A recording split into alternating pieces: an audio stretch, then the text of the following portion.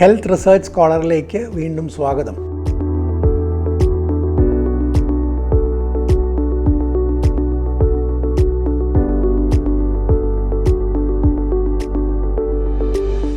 ഇത്തവണ നമ്മൾ സംസാരിക്കുന്നത് ക്വാളികളെക്കുറിച്ചാണ്.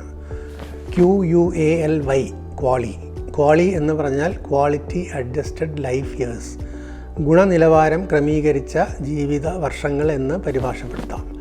എന്താണ് ഈ ഗുണനിലവാര ക്രമീകരണം എന്ന് ഉദ്ദേശിക്കുന്നത്? നമ്മളൊരു പൂർണ്ണ ആരോഗ്യത്തോടു കൂടി ജീവിക്കുന്ന ഓരോ വർഷത്തിനും 1 എന്നൊരു സ്കോർ കൊടുക്കുകയാണെങ്കിൽ, പൂർണ്ണ ആരോഗ്യമില്ലാതെ ഇപ്പോൾ ഏതെങ്കിലും വലിയ രോഗം വന്ന് കിടപ്പിലായിരിക്കുകയാണെങ്കിൽ അതിന് ഒരു പൂർണ്ണ സ്കോർ കൊടുക്കാൻ സാധിക്കുന്നില്ല. അതിന് അര എന്നോ കാലെന്നോ 0.6 എന്നോ അങ്ങനെ എന്തെങ്കിലും ഒരു സ്കോർ കൊടുക്കുന്നു. അപ്പോൾ നമ്മൾ ഒരു കൂട്ടം ആളുകളിൽ ഈ ഗുണനിലവാര ക്രമീകരിച്ച് എത്ര ജീവിത വർഷങ്ങൾ അവർ ജീവിക്കുന്നു എന്ന് കണക്കാക്കിയാൽ അതിനെയാണ് ഗുണനിലവാരം ക്രമീകരിച്ച ജീവിത വർഷങ്ങൾ അഥവാ ക്വാളികൾ എന്ന് പറയുന്നത്.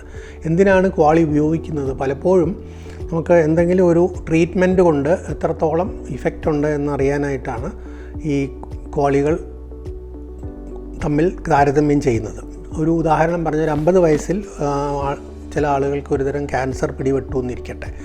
അങ്ങനെയാണെങ്കിൽ അവർ 5 വർഷത്തോളം പിന്നീട് ജീവിച്ചിരിക്കുന്നുണ്ടെങ്കിൽ, അപ്പോൾ അവരുടെ ഓരോ വർഷവും അര വർഷമായിട്ട് നമ്മൾ കണക്കാക്കുകയാണെങ്കിൽ, അപ്പോൾ ഒരു വർഷത്തിന് മുഴുവൻ മൂല്യം കൊടുക്കാതെ പകുതിയോ 0.6 അങ്ങനെ പകുതി എന്ന് നമ്മൾ സങ്കല്പിച്ചാൽ പകുതി വർഷം വീതമാണെങ്കിൽ 5 വർഷത്തിന് മുഴുവൻ 2.5 2.5 വർഷങ്ങളെ അതിൽ ഓരോരുത്തരും പിന്നീട് പൂർണ്ണ 2.5 വർഷങ്ങളുടെ സമമായ സമയമേ അവർക്ക് കിട്ടുന്നുള്ളൂ ഈ ഗുണനിലവാരം ക്രമീകരണം കഴിഞ്ഞു കഴിയുമ്പോൾ.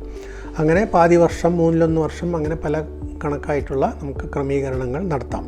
അപ്പോൾ അങ്ങനെ ഒരു കൂട്ടം രോഗികളുടെ ജീവിതം എടുത്താൽ അവരുടെ ജീവിതത്തിൽ രോഗത്തോടു കൂടിയ വർഷങ്ങൾ എത്രത്തോളം ഗുണനിലവാര ക്രമീകരണത്തോടുകൂടി എത്ര വർഷം അവർ ജീവിച്ചിരിക്കുന്നു എന്നതിൻ്റെ കണക്കാണ് ക്വാളിറ്റി അഡ്ജസ്റ്റഡ് ലൈഫ് ഇയേഴ്സ്. ഈ മതിപ്പാണ് ക്വാളിറ്റി അഡ്ജസ്റ്റഡ് ലൈഫ് ഇയേഴ്സ്. ഇതെന്തിനാണ് ഉപയോഗിക്കുന്നതെന്ന് ചോദിച്ചാൽ, ഇപ്പോൾ ഒരു ചികിത്സ കൊണ്ട്, ഇപ്പോൾ ക്യാൻസറിനും മറ്റും മാരക രോഗങ്ങൾക്ക് ചികിത്സ കൊണ്ട് എത്രത്തോളം പ്രയോജനമുണ്ടായി എന്നറിയണമെങ്കിൽ മരണം ഒഴിവാക്കുക എന്നാണ് നമ്മുടെ ലക്ഷ്യം. പക്ഷേ പലപ്പോഴും അത് സാധിക്കാറില്ല.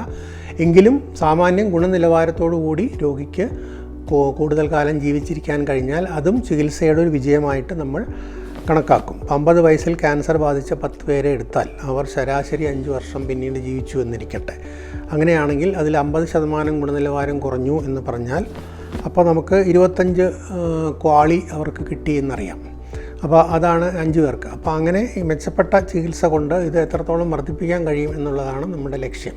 ഇപ്പോൾ 25 ക്വാളി എന്നുള്ളത് 30-35 ആക്കാൻ കഴിഞ്ഞാൽ ആ ചികിത്സ കുറച്ചൊക്കെ ഫലപ്രദമാണ് എന്ന് നമ്മൾ പറയും. അതുപോലെ തന്നെ 2 ചികിത്സകൾ തമ്മിൽ താരതമ്യം ചെയ്യുമ്പോഴും ഇത് എത്രത്തോളം ഒരെണ്ണം മറ്റതിനെ അപേക്ഷിച്ച് എത്രത്തോളം മെച്ചപ്പെട്ടു അല്ലെങ്കിൽ മെച്ചപ്പെട്ടതാണ് എന്ന് കണക്കാക്കാനും ക്വാളികൾ ഉപയോഗിക്കാറുണ്ട്.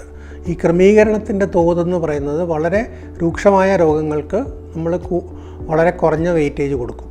നേരെ മറിച്ച് വലിയ കുഴപ്പമില്ലാതെ പോകുന്ന ഓരോ വർഷത്തിനും 0.9 0.8 എന്ന് പറയുന്ന ഒന്നിനോടടുപ്പിച്ച സംഖ്യകൾ കൊടുക്കും. അപ്പോൾ അങ്ങനെ വരുമ്പോൾ നമുക്ക് ഏകദേശം ഒരു മതിപ്പ് കണക്കാക്കാൻ സാധിക്കും. കൂടുതൽ രൂക്ഷമായ രോഗം കൂടുതൽ ഗുണനിലവാരത്തെ ശോഷിപ്പിക്കും എന്ന് പറയാം.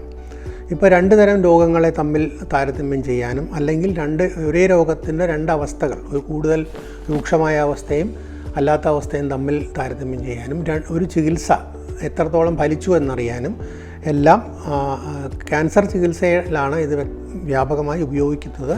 എത്രത്തോളം ക്വാളികൾ ഈ ചികിത്സ കൊണ്ട് കൂട്ടാൻ സാധിച്ചു. ഉദാഹരണത്തിന് ചികിത്സ A കൊണ്ട് 7.5 ക്വാളി ശരാശരിയും മറ്റ് ചികിത്സ B കൊണ്ട് 12.5 ക്വാളി ശരാശരിയും കൂടുന്നുണ്ട് എന്നുണ്ടെങ്കിൽ തീർച്ചയായിട്ടും 12.5 ക്വാളി കൂട്ടുന്ന B ചികിത്സയാണ് മെച്ചം എന്ന് നമുക്ക് അനുമാനിക്കാം. ഒരു ചികിത്സ മറ്റൊന്നിനെ അപേക്ഷിച്ച് ഗുണകരമാണോ എന്ന് പറയാനാണ് സാധാരണ ക്വാളികൾ ഉപയോഗിക്കുന്നത് എന്നുള്ളതാണ് നമ്മൾ അറിഞ്ഞിരിക്കേണ്ട കാര്യം. ഇതാണ് പ്രധാനപ്പെട്ട ഒരു സങ്കല്പം. അത് നമ്മൾ മനസ്സിലാക്കിയിരിക്കണം. കൂടുതൽ കാര്യങ്ങൾ അടുത്ത വീഡിയോയിൽ.